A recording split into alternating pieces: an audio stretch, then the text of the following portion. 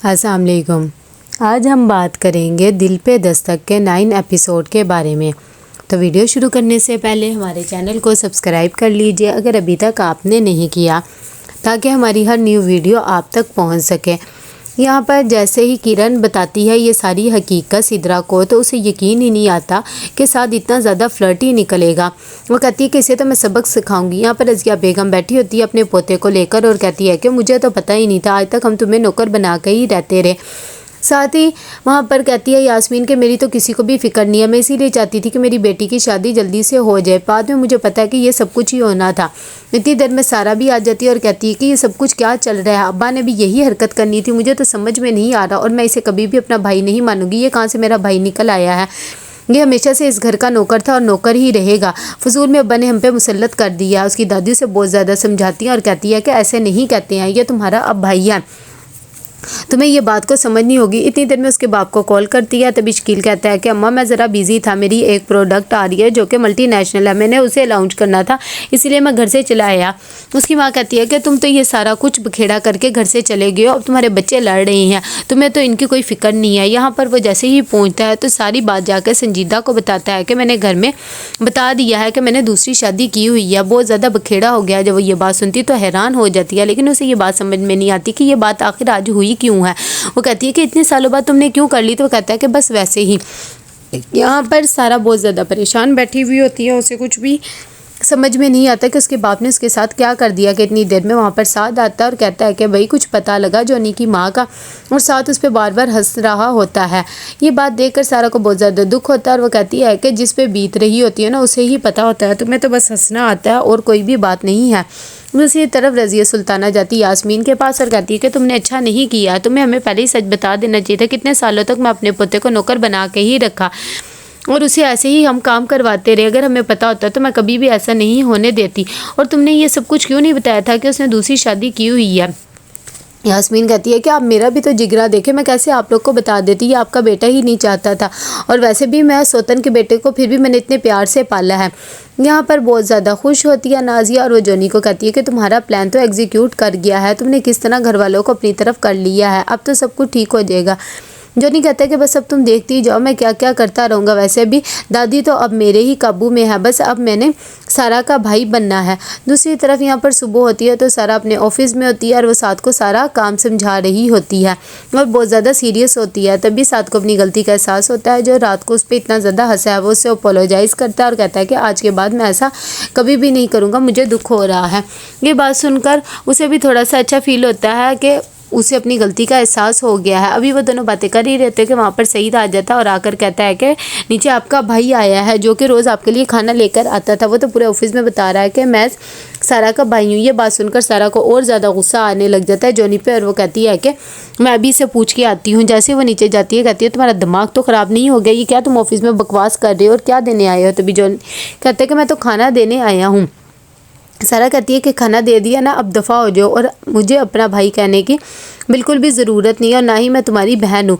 लेकिन वो कहता है कि ऐसे नहीं कहते हैं, मैं आपका भाई हूँ और शकील साहब का बेटा हूँ और अब आपको बिल्कुल भी टेंशन लेने की ज़रूरत नहीं है। कि इतनी देर में वहाँ पर साथ आता उसकी मुलाकात सिद्रा से होती है। वो उसे बुलाने की बहुत कोशिश करता है लेकिन वो उसे बिल्कुल भी घास नहीं डालती है।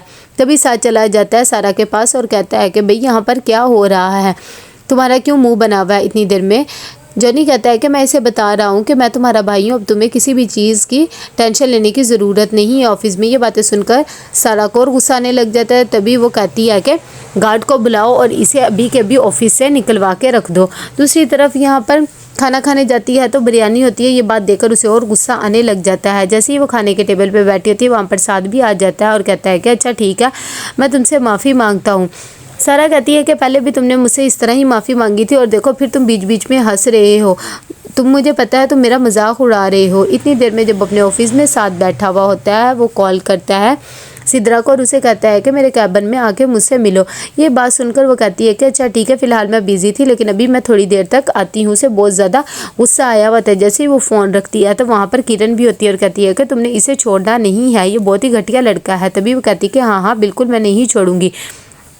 यहाँ पर जब सब घर वाले अपने अपने मशगले में होता है तभी वहाँ पर सारा आ जाती है और आकर कहती है कि दादा जान मुझे साद ने आज बहुत ज़्यादा इंसल्ट की है, सारे ऑफिस के सामने मेरे सामने हंसता रहा है सुबह से शाम तक। अब मेरे बाबा ने ऐसे किया तो इसका क्या मतलब है। ये बात सुनते अब्दुल गनी को भी गुस्सा आ जाता है साद पर और वो कहते हैं कि ये घर आएगा तो मैं इसकी खबर लूँगा कि ये ऐसे क्यों कर रहा है।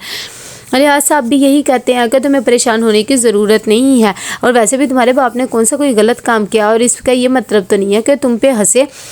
बीना कहती है कि क्या हो गया, कोई भी बाहर वाला आके कोई भी बात करता है तो आप ऐसे ही अपने बच्चे के पीछे पड़ जाते हैं। मुझे तो आप लोग की समझ नहीं आती है। इतनी देर में जहाँ पर साथ बैठा होता है वहाँ पर किरण चली जाती है। साथ उसे देखकर हैरान हो जाता है और कहता है कि बेबी तुम यहाँ पर क्या कर रही हो। भी वो बात करने ही लगती है कि वहाँ पर सिद्रा भी आ जाती है और कहती है कि मुझे तो पहले ही पता था तुम घटिया तरीन इंसान हो, तुम इतनी ज़्यादा फ्लर्टी निकलोगे। मैंने वैसे भी इस कंपनी से रिज़ाइन कर दिया और तुम्हारी भी सारी करतूतें बता दी हैं। अब देखो तुम अपनी जॉब कैसे बचाओगे।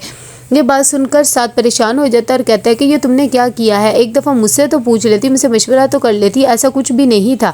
दूसरी तरफ यहाँ पर सारा बहुत ज़्यादा गुस्से में होती है। वो घर आके कहती है कि ये जॉनी ने तो मेरा दिमाग ख़राब करके रखा हुआ है। आज भी ऑफिस में आया था और सबको पता नहीं क्या कहता फिर रहा था। उसकी दादी कहती है कि मैंने ही इसे भेजा था खाना लेकर, तुम्हारा भाई है ये और इसने यही कहा था, लेकिन तुमने इसकी कितनी ज़्यादा इंसल्ट किया है। जॉनी भी ये कहता है कि मैं सिर्फ दादी के कहने पर आया था आपका खाने लेने। लेकिन सारा को और ज़्यादा गुस्सा आ जाता है। यहाँ पर आशा फ़ोन करते हैं साथ को और कहते हैं कि ये तुमने क्या हरकत किया, तुम क्यों उस बेचारी को ऐसे तंग कर रहे हो। साथ कहता है कि हद हो गई है, उसने ये खबर भी आप लोगों तक पहुंचा दी है, मैंने ऐसा कुछ भी नहीं किया है। यहाँ पर साथ आगे सिद्रा की वजह से बहुत ज़्यादा परेशान होता है। उसे बार बार सिद्रा की बातें याद आ रही होती हैं, उसे कुछ समझ में नहीं आता। दूसरी तरफ सारा भी यहाँ पर बहुत ज़्यादा गुस्से में बैठी हुई होती है। उसकी दादी उसे समझाती है और कहती है कि तुम्हें फ़िक्र करने की बिल्कुल भी ज़रूरत नहीं है। यहाँ पर साथ भी सुबह उठता है तो वो देखता है कि अभी तक सिद्रा ने उसे ब्लॉक ही किया होता है। वो परेशान सा हो जाता है। यास्मीन फ़ोन करती है संजीदा को और उसे बताती है कि मेरे शोहर क्या जो दूसरी बीवी थी उसका एक बच्चा भी था। ये बात सुनते ही वो हैरान हो जाती है और कहती है कि हाँ वो बच्चा क्या बना। अभी वो इससे पहले कि उसे बताती कि वहाँ पर सारा आ जाती है और कहती है कि ये जॉनी की माँ कौन सी है। यास्मीन कहती है कि भाई मुझे क्या पता उसकी माँ कौन है, मैंने कौन सा कभी उसके माँ के बारे में तहकीक की है। यहाँ पर साद ऑफिस में आता है तो वो बहुत ज़्यादा परेशान होता है और उसका मुँह बना हुआ आता है। सब एम्प्लॉयज़ उसे देखकर हैरान हो रहे होते हैं। यहाँ पर नाजिया बहुत ज़्यादा खुश होती। बीना कहती है कि क्या बात है। नाजिया कहती है कि जॉनी देखो इतने बड़े घर का मालिक निकला है, काश मैं भी शकील साहब की ही औलाद निकलूँ तो मैं भी इतने बड़े घर की निकलूँगी और फिर हम दोनों एक भी हो जाएंगे। बीना कहती है कि तेरी अकल तो ख़राब हो चुकी, फिर तो तुम दोनों बहन भाई बन जाओगे। तो कैसा लगा आपको एपिसोड, लाइक एंड शेयर करके लाजमी बताइएगा। अल्लाह हाफिज़।